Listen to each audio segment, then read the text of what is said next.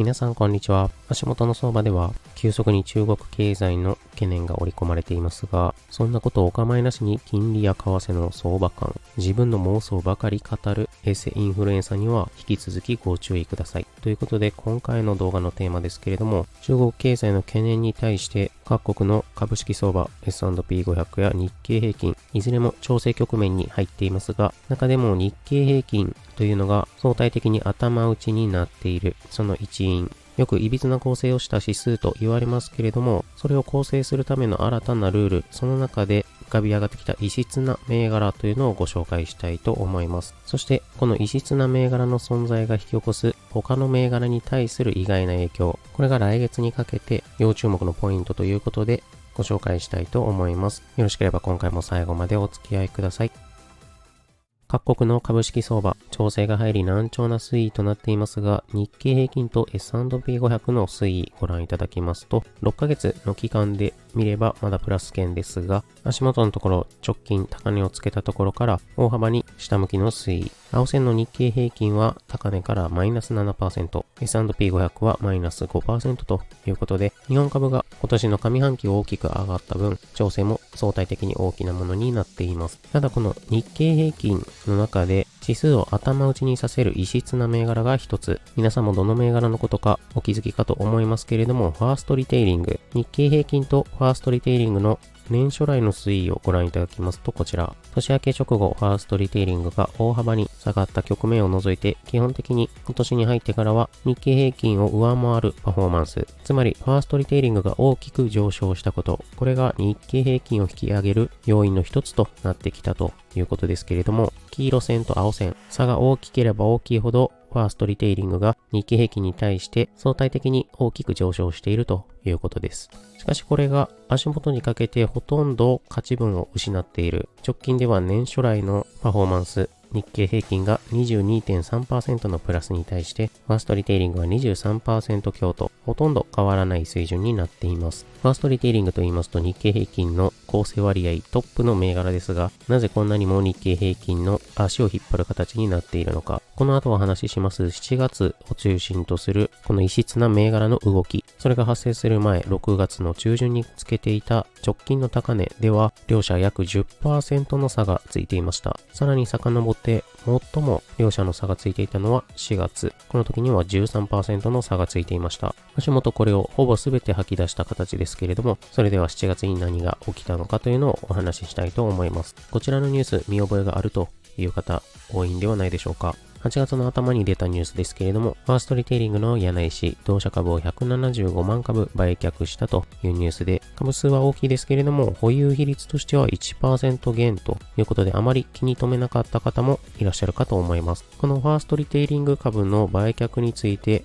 詳しい内容を見てみますと、もともと柳井氏の保有比率は 20.32% でしたけれども、そこから 1% 下がって 19.23% と20分の1に当たりますので、柳井氏が持っている 5% を売却したということですね。売却した期間というのは7月の18日から31日にかけて、しかも市場内で売却したということです。そして金額に直すと約600億円相当となりました。ファーストリテイリングの株を一人で600億円売れる存在というのは実質的に機関投資家を含めても柳井氏以外にはほとんど見当たらないかと思います。一見経営者として成功し株が大きく上がったので一部利益確定をしただけではないかと見えますけれども、実は機関投資家の間ではファーストリテイリング株について7月末にかけて非常に株価推移が注目されていました。その理由としてこちら日経平均の算出要項から一部抜粋したものですけれども、新たなルールとしてキャップ調整比率というのが設定されています。よく日経平均は一部の銘柄のウェイトが高すぎて歪な構成をしていると非難を浴びていましたので、最近いろいろとテコ入れを行っているその一つですが、ウェイトが一定水準を超えた銘柄に関しては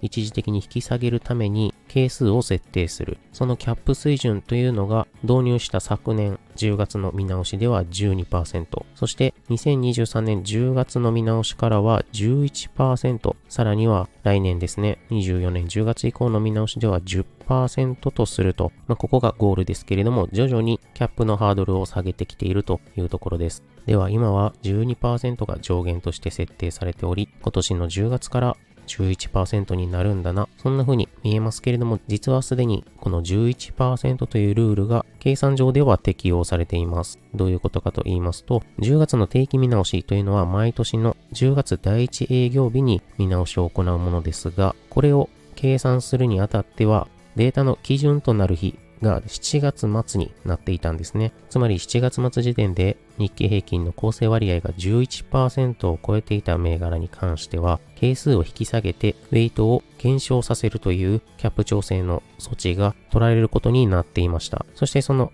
計算されたルールが適用されるのが10月の第1営業日。正確に申し上げますと、機関投資家が日経平均に基づいて入れ替えの取引を行うのは9月末の引けとなります。さて、ファーストリテイリングの柳井氏が7月末にかけて600億円売却を行った。日経平均は定期見直しの基準日が7月末にあったというこのお話で、すでに皆さんお気づきかもしれませんけれども、ファーストリテイリングのウェイト推移ご覧いただきますと、縦軸が割合パーセントですね。そして横軸は年初来。年明けの時点で大幅に株価が下がったタイミングでは 10% を割り込んでいましたが、そこから大型株を中心とする相場、これが続いてファーストリテイリングも日経平均に占める割合が急上昇しました。こちらピンクのラインが 11% の基準ですけれども、4月に大きく 11% を超えてからファーストリテイリングの上昇は一旦落ち着いて、このボーダーを中心に行ったり来たりを繰り返しています。そして直近の高値をつけた6月のところ、この段階で 11% を超える期間が少し長くなってきたところで、機関投資家の間ではキャップ調整のルールが適用されてしまうのではないかと注目を集めました。しかし7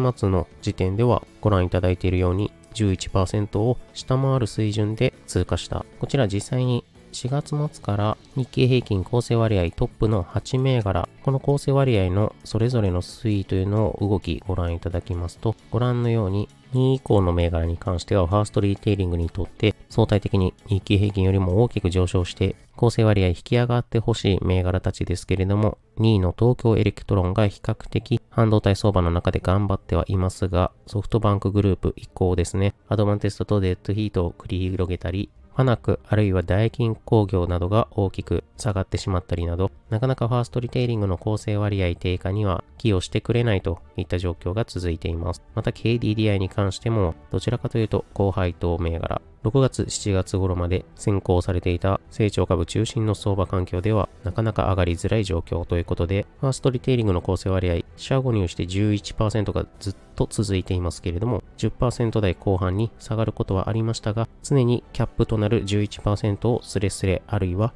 超えているという局面が続いていました。そして柳井氏の株の売りというのはこの枠で囲った期間に600億円相当行われたということです。そしてこの売却及びウェイトをボーダーより下に押し下げるという展開、これが意図したものだったのかどうかというのを確認するために、日経平均の構成割合2位、3位、4位の銘柄、この構成割合の推移をご覧いただきますと、こちらトレンドとして把握していただくために縦軸は水準が変わっていますが、青のラインが東京エレクトロン、オレンジがソフトバンクグループ、緑がアドバンテストですけれども、こちらの各銘柄はですね、当該期間ともに引き続き大型株が相場を牽引するこの流れに沿って構成割合が上昇していっている。こういった中でファーストリテイリングは1人 11% の水準を割り込むために下がっていっているという展開になっていました。ですのでこれは相場環境がファーストリテイリングを押し下げているというわけではなく、個別に目的を持って押し下げられているというふうに見ることができるかと思います。それでは柳井氏の売却も相まって無事 11% に達することなく7月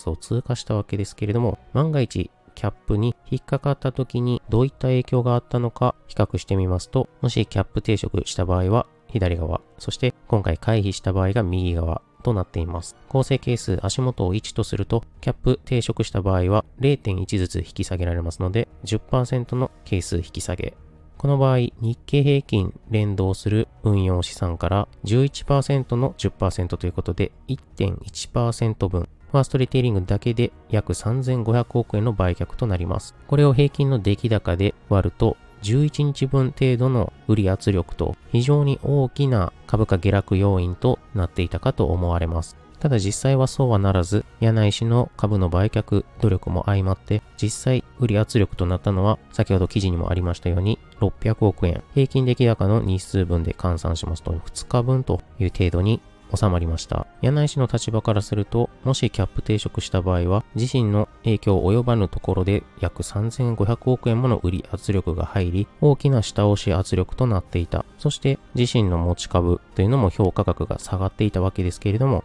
自身の保有する株数の 5% を利益確定することで、日経平均のキャップに抵触することなく、高い値段のまま売り抜けられるメリットがあったということですね。柳井氏にとってはメリットしかなかったわけです。逆にキャップ抵触した場合は3500億円ファーストリテイリングから抜けて他の銘柄に資金が回るので、それを避けたというふうに考えることもできます。ただ先ほど日経平均の算出要項で申し上げた通り、来年には上限が 10% にボーダー引き下げられるということで、もっと厳しい状況になるということです。しかし、実際にはこの 10% 今現在意識する必要はありません。なぜかと言いますと、こちら、最近当チャンネルを見つけていただいた方には何のリストやと感じるかもしれませんが、以前お出しした動画の中に、こちらのサムネイルで日経平均の入れ替え、9月末に行われる定期見直しの際に、新たに採用されると思われる銘柄を予想したリストになっています。9月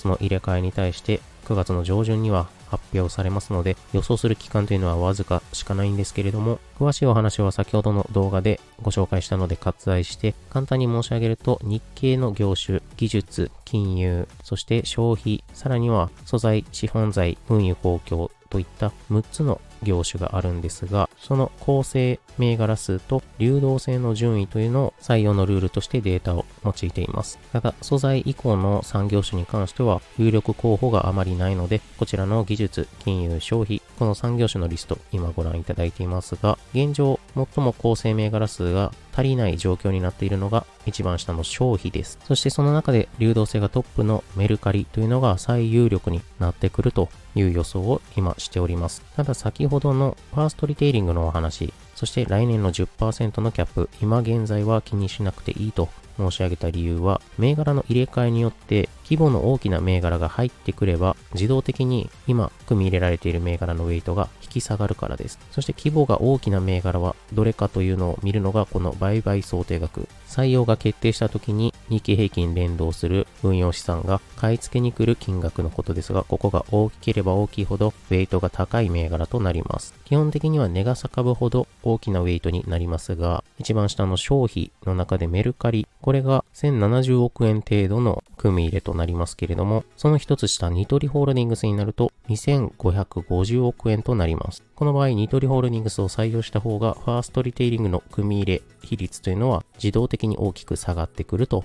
いうことですね。ですので何を申し上げたいかと言いますと、銘柄見直しのルール及びデータ上では以前メルカリが最有力ではありますが、日経新聞社はたびたび予想を覆すような別の銘柄を採用決定したりします。最後は訂正判断を加えるという一文が実際に要項に書いてありますので、サプライズを起こすことはデータと違うやないかと文句を言うことはできないんですけれども、仮に日経新聞社がファーストリテイリング株及び柳井氏に忖度をするということになれば、メルカリよりもニトリホールディングス、あるいは一番上の技術、流動性の順位が非常に高いレーザーテック、ゾシオネクストといったところが選ばれる可能性があるかもしれないというお話です。ということで今回の動画のまとめですけれども、ダントツで構成割合の高い異質な銘柄ファーストリテイリングが7月末に実はキャップスレスレの状況になっていた。柳井氏の600億円の売却というのはこれを回避する目的が一つ含まれていたということです。そしてルール上は